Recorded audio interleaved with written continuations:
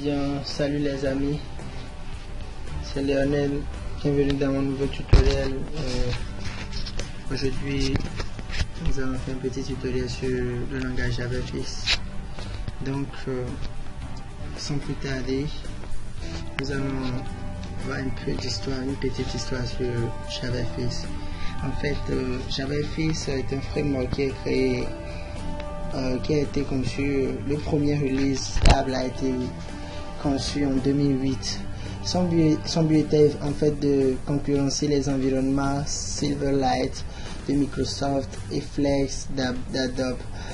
Donc le framework est également le remplaçant de Swing, l'ancienne librairie des composants graphiques de Java.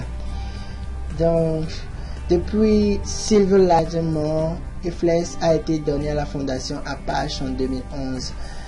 Mais de son côté, Oracle continue de faire évoluer JavaFX en lui donnant de nouvelles fonctionnalités et en le déployant sur les iOS et les Android.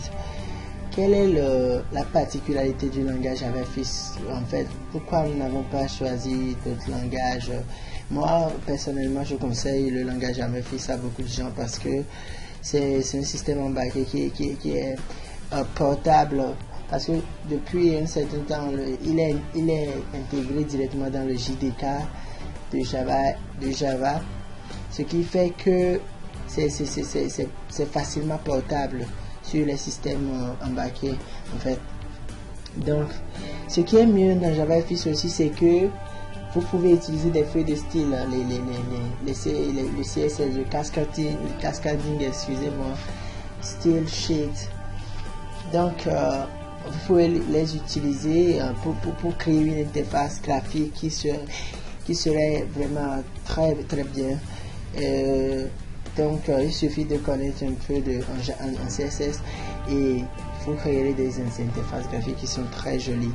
Et en plus, JavaFX dispose c'est un framework qui s'appelle le Scene Builder. Et il permet de créer des interfaces graphiques. Donc, pas besoin d'écrire beaucoup de code. Il suffit de créer les interfaces et le framework même traduit l'interface en langage XML, le langage que lui-même il va comprendre. Donc, c'est ça. Je peux dire que c'est tout sur ce tutoriel.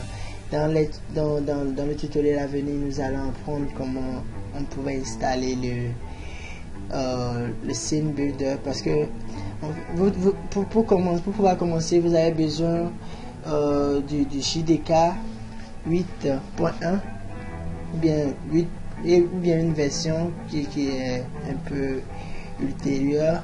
Vous avez besoin aussi du NetBeans 8.1. Donc, ce que je vous conseille, je vais mettre dans le lien dans les commentaires le lien de téléchargement du NetBeans et du JDK 8.1 et aussi du Scene Builder parce que le Scene Builder, nous allons beaucoup l'utiliser, nous allons beaucoup l'utiliser ici en fait parce que ça permet de simplifier le travail.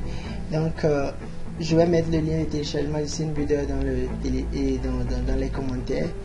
Et dans le tutoriel qui va venir, nous allons apprendre comment on pouvait intégrer le Scene Builder en NetBeans et comment nous pouvons exécuter notre premier programme Hello World. Sur ce, je vous dis à bientôt. Ciao.